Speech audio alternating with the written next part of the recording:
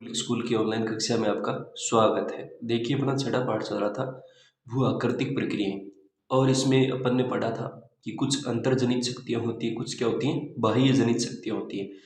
अंतर्जनित में अपन ने पढ़ा था कि जैसे ज्वालामुखी स्फोट होता है तो उससे जो मैग्मा होता है, लावा होता है, उसका जमाव हो जाता है तो उससे भी क्या बनती है स्थलाकृतियों का या भूआकृतियों का निर्माण होता है।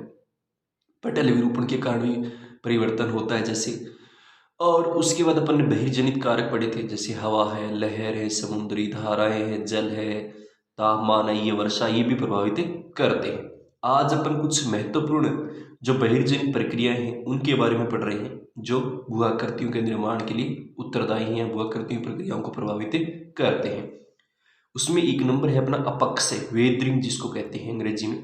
देखिए अपक्षय को मौसम एवं जलवायु के कार्यों के माध्यम से सेलों के यांत्रिक विखंडन एवं रासायनिक वियोजन या अपघटन के रूप में परिभाषित किया जा सकता है। देखिए अपक्षय क्या होता है। सबसे पहले अपक्षय का अर्थ समझिए। अपक्षय को मौसम और जलवायु के कार्यों के माध्यम से भी, एक तो मौसम होता है, एक जलवायु होती है किसी स्थान विशेष की। तो जो जलवायु होती है उसके माध्यम से सेलों के यांत्रिक विखंडन, यानी जो भी चट्टाने हैं, सेल हैं, उनमें यांत्रिक विखंडन, यांत्रिक मतलब जैसे मौसम किसी स्थान का ठंडा है, गर्म है, किस प्रकार का है। और दूसरा जलवायु भी उष्णकटिबंधीय है, शीतोष्णकटिबंधीय है, किस प्रकार की जलवायु है। तो जो यांत्रिक विखंडन का मतलब टूटना, अलग होना। और रासायनिक वियोजन, देखिए रासायनिक वियोजन का मतलब होता है रासायनिक क्रियाओं के द्वारा, जैसे ताप दाब, इसके अनुसार जो रासायनिक परिवर्तन होता है। वियोजन या अपघटन, वियोजन का या अपघटन का मतलब होता है संगठित होना, यानी अलग अलग जो पदार्थ थे ना वो टूटकर किसी नए जो पदार्थ थे या रासायनिक जैसे अभिक्रिया आपने विज्ञान में पढ़ी हो तो उसके स्वरूप के कारण क्या हो गए, परिवर्तित हो गए। वो एक शब्द क्या कहलाता है, अपक्षय कहलाता है, जिसको अपन अंग्रेजी में वेदरिंग कहते हैं। थोड़ा सा कठिन है, अच्छे से समझना पड़ेगा ये पाठ है कि अपन बहिर्जनिक कारक पढ़ रहे हैं या बहिर्जनिक जो क्रियाएं हैं वो पढ़ रहे हैं और उसमें अपनी एक नंबर है अपक्षय।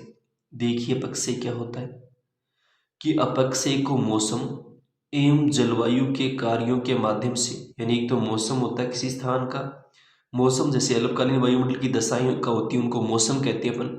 और जलवायु क्या होती है कि किसी स्थान की दीर्घकालीन जैसे ताप है, वर्षा है, आर्द्रता, इनका योग जलवायु होता है।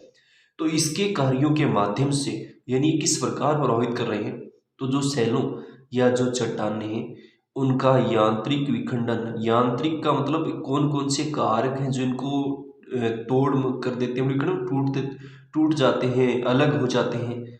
और रासायनिक वियोजन, यानी फिर रासायनिक जो क्रियाएं होंगी उसके द्वारा अपघटन, वियोजन मतलब मिल जाना, संगठित हो जाना, तो उसके रूप में क्या कहा जाता है, अपक्षय को परिभाषित करते हैं, यानी यही क्या कहलाता है, अपक्षय या वेदरिंग कहलाता है। फिर देखिए अपक्षय के अंतर्गत वायुमंडलीय तत्वों की धरातल के पदार्थों पर की गई क्रिया सम्मिलित होती है। यानी अपक्षय के अंतर्गत क्या होता है, जो भी वायुमंडलीय तत्व है उनकी धरातल के पदार्थों पर की गई क्रिया, यानी धरातल के जो पदार्थ हैं उन पर किस प्रकार की क्रिया करते हैं वो क्या होती है, सम्मिलित होती है। अपक्षय के अंदर ही अनेक प्रक्रियाएं हैं, यानी अपक्षय के अंदर देखें वेदरिंग जो होता है उसके अंदर अंदर एक प्रक्रियाएं हैं जो पृथक या सामूहिक रूप से धरातल के पदार्थों को प्रभावित करती हैं। जो पृथक अलग, सामूहिक और एक समूह के रूप में जो धरातल है के पदार्थ है उनको प्रभावित करती हैं, एक स्थान से दूसरे ले जाना, काट देना, उनको कर देती हैं। इस प्रकार अपक्षय में पदार्थों का बहुत थोड़ा अथवा नैगण्य संचालन होता है। यानी अपक्षय जब क्रिया होगी ना तो किसी स्थान से जो भी पदार्थ है उनका बहुत थोड़ा या नैगण्य संचालन होता है, नए के बराबर संचालित होते हैं। यह एक स्वस्थान या तदस्थन की प्रक्रिया है, से स्टेट कहते हैं जिसको, तदस्थन एक स्थान पर होने वाली क्रिया प्रक्रिया है। इसमें जो भी पदार्थ होंगे वो आगे नहीं बढ़ेंगे, मतलब उसको स्वस्थानीय कहते हैं, यानी उसी स्थान पर टिके रह जाते हैं, तटस्थ रहते हैं। अपक्षय प्रक्रियाएं जटिल भौमिक, जलवायु, स्थलाकृति एवं वनस्पति कारकों द्वारा प्रानुकूलित होती हैं। यानी अपक्षय की जो प्रक्रियाएं हैं, क्रियाएं जटिल भौमिक, यानी भूमि की जो जटिल आकृति है, जलवायु कारक है, स्थलाकृति है, ये वनस्पतिक कारक है, यानी वनस्पतिक जो पेड़ पौधे संबंधी कारक है उनके द्वारा क्या होती है, प्रानुकूलित होती है, प्रभावित होती है। इन सब में जलवायु का विशेष महत्व है। यानी जलवायु क्या करती है, इस सबको बहुत ज़्यादा क्या करती है, प्रभावित करती है। क्योंकि इसी स्थान पर जैसे उष्णकटिबंधीय है, गर्म है, शीतोष्ण है, ठंडे प्रदेश है, तो जलवायु का सर्वाधिक है महत्वपूर्ण योगदान है। अपक्षय की जो प्रक्रिया है वो तीन प्रमुख पड़ेंगे। एक रासायनिक क्रियाओं के द्वारा अपक्षय, एक भौतिक या यांत्रिक होते हैं तापमान, दबाव, घन इसके द्वारा वायुमंडलीय आर्द्रता संबंधी, और एक जैविक जीव जंतु संबंधी जो अपक्षय या वेदरिंग होता है। सबसे पहले देखिए रासायनिक अपक्षय। प्रश्न आ सकता है अपक्षय किसे कहते हैं, कितने प्रकार का होता है, वर्णन कीजिए। देखिए रासायनिक अपक्षय प्रक्रियाएं कैसे होती हैं, थोड़ा सा कठिन है, समझना पड़ेगा अच्छे से।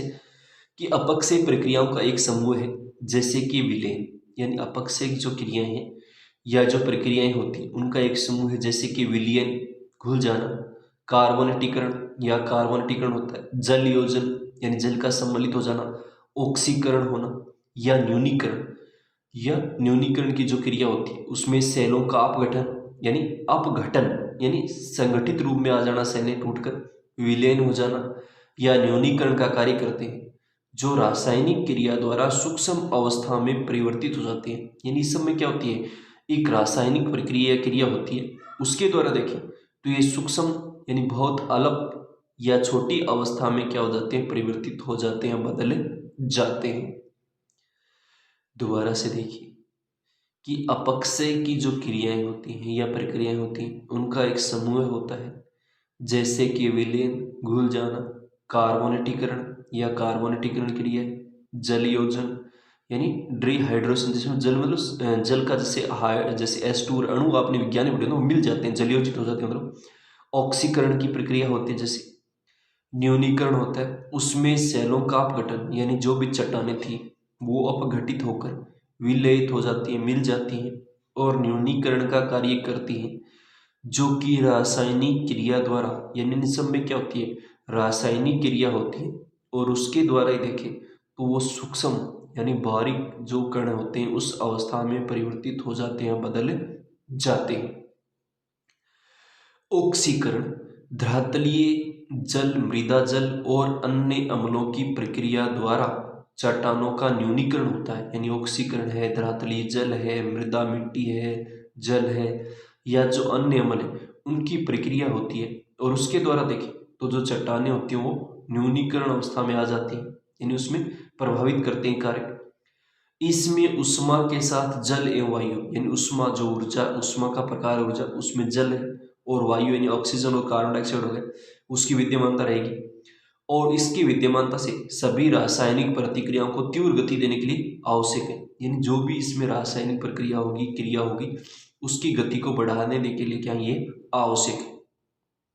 वायु में विद्यमान कार्बन डाइऑक्साइड के अतिरिक्त देखें तो पौधे हैं, पशुओं का अपघटन है, यानी वायु में देखें तो कार्बन डाइऑक्साइड हो गई, इसके अलावा पौधे हैं, पशुओं का अपघटन है, यानी पेड़ पौधे हो गए, पशु हो गए, अपघटन मतलब मिल जाना, विघटित होकर, जलयोजित होकर, और भूमिगत कार्बन डाइऑक्साइड की मात्रा को बढ़ा देते हैं। यानी जमीन के अंदर देखें तो जो कार्बन डाइऑक्साइड की मात्रा है उसमें वृद्धि हो जाती है। विभिन्न खनिजों पर रासायनिक प्रतिक्रियाएं किसी अनुसंधान में प्रतिक्रियाओं के समान ही होती है। यानी बहुत सारे जो खनिज हैं उन पर होने वाली जो रासायनिक प्रतिक्रियाएं, क्रियाएं, वो किसी अनुसंधानशाला में देखें तो जो प्रतिक्रियाएं होती हैं उनके समान ही होती है या उनके समान क्या करती हैं, कार्य करती है। तो ये होती है रासायनिक अपक्षय या रासायनिक अपक्षय की क्रियाएं। दोबारा से देखिए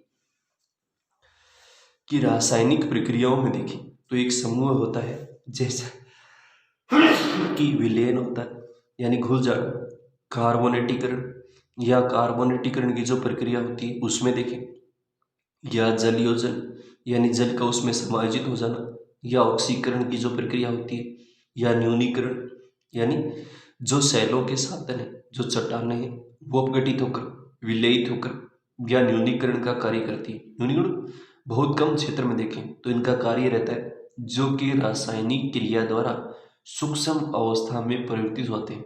यानी रासायनिक क्रिया होगी, प्रक्रिया होगी, और उससे देखें तो सूक्ष्म अवस्था में क्या होते हैं, बदल जाते हैं, परिवर्तित हो जाते हैं।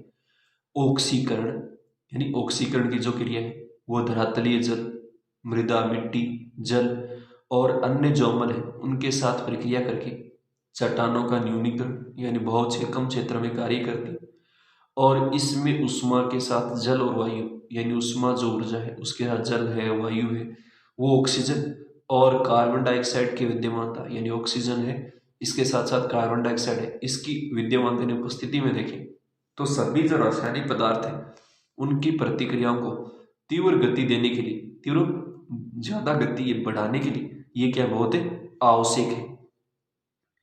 वायु में विद्यमान कार्बन डाइऑक्साइड के अतिरिक्त जैसे पौधे हैं, पशुओं का अपघटन है यानी पेड़ पौधे हो गए, पशुओं का जो अपघटित रूप है वो भूमिगत जो कार्बन डाइऑक्साइड है यानी जो मात्रा है गैस की उसकी बढ़ा देते हैं।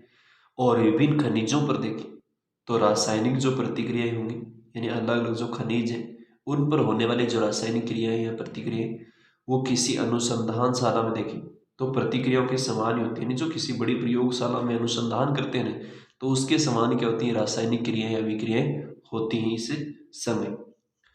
तो ये अपना रासायनिक अपक्षय था। तो थोड़ा अच्छे से समझना कठिन है थोड़ा, अपक्षय क्या होते हैं या रासायनिक अपक्षय की प्रक्रिया किस प्रकार होती है, किसे कहते हैं। कल अपन अपक्षय के दूसरे प्रकार पढ़ेंगे। आज के लिए इतना ही पर्याप्त।